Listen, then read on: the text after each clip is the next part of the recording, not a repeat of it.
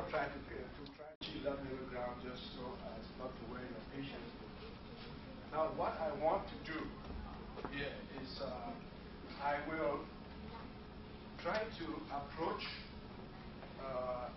this resolution or the conclusion of our town hall dialogue by taking a step back, or maybe several steps back,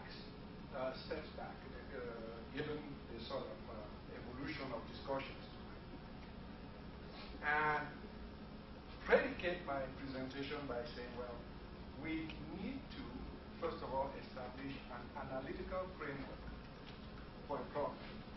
Because I think sometimes the difficulty does not lie in the search for answers to a problem.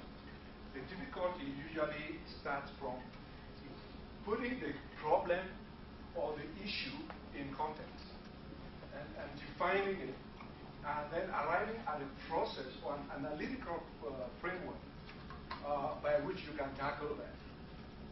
I will illustrate that with a brief illustration.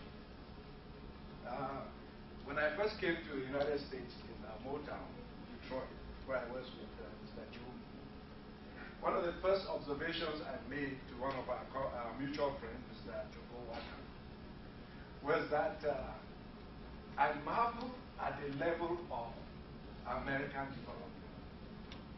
And I felt a little bit depressed and distressed because I told him, I said, I don't think we'll ever catch up to this. I looked around me and I said, they're just way too far ahead of us. And he agreed because, like me, he was a Johnny Just guy. But as fate will have it, a couple of weeks later, I went to class, and my professor inadvertently made me feel better. Through the course of his discussion, and I remember it quite clearly, you can see that it created an effect on me because I've never forgotten it. He made the observation that often when you look at the effect of an action or the consequences of an action, you may be overwhelmed. But those actions and their consequences are usually and typically traceable to simple, basic processes that are well understood and laid out. And then it becomes a cumulative or a build-up effect.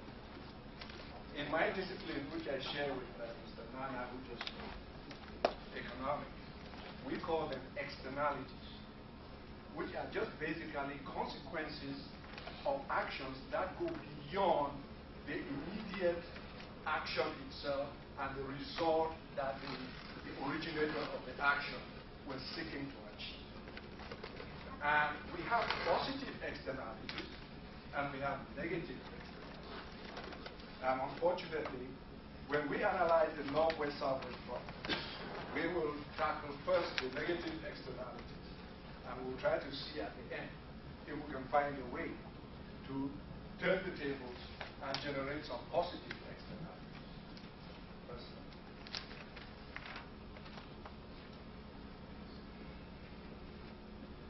Okay. The Northwest-Southwest problem, historical perspective, trying to capture it. Let me first of all say that I did not come to this town hall dialogue tonight with any but a complete acceptance of the fact that there existed a Northwest-Southwest. I do not feel it lies within my capacity. In fact, I feel it is a bit presumptuous if we are going somewhere to discuss a problem. And I take the premise that I will first of all discount the problem or redefine it. I think to make an analysis, you first of all have to accept a given premise. And while I might have my reservations with the premise, I accept it. So this is the first key point I want to make about the analytical approach. Coastal settlement in historical perspective, not just in Cameroon, but along the coast of Africa.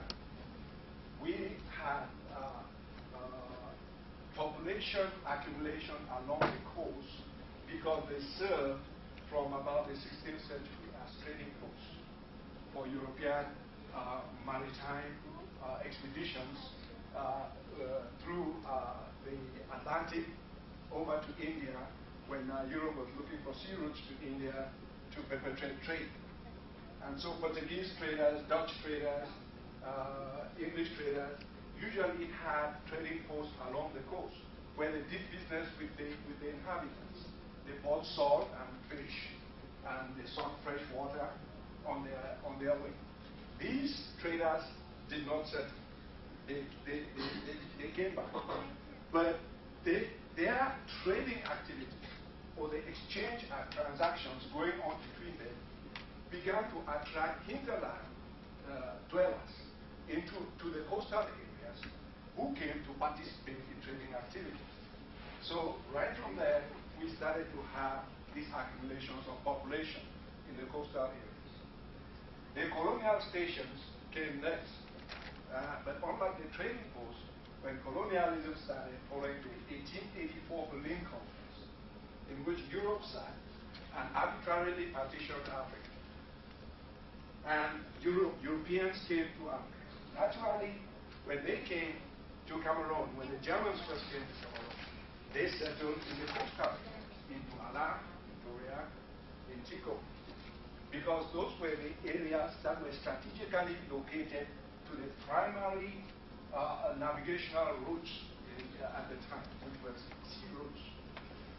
And the colonial stations further expanded or sort of spurred the urbanization of the coastal areas.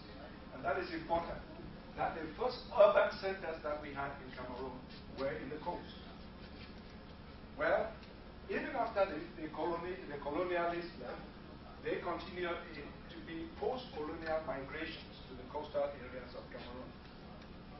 In the Anglophone section particularly, the migration occurred largely because of rural dwellers looking for economic and expansive opportunities in the urban centers that were, of course, in the coastal areas. So hinterland dwellers continued to migrate to the coastal areas. Additionally, there was some migration into the Anglophone section, largely because of political destabilizations both in Nigeria and in French Cameroon, or at that point in East Cameroon. And those are the Biafra War we all know, and the UPC movement in Francophone country, all caused significant population movement into the coastal settlements or the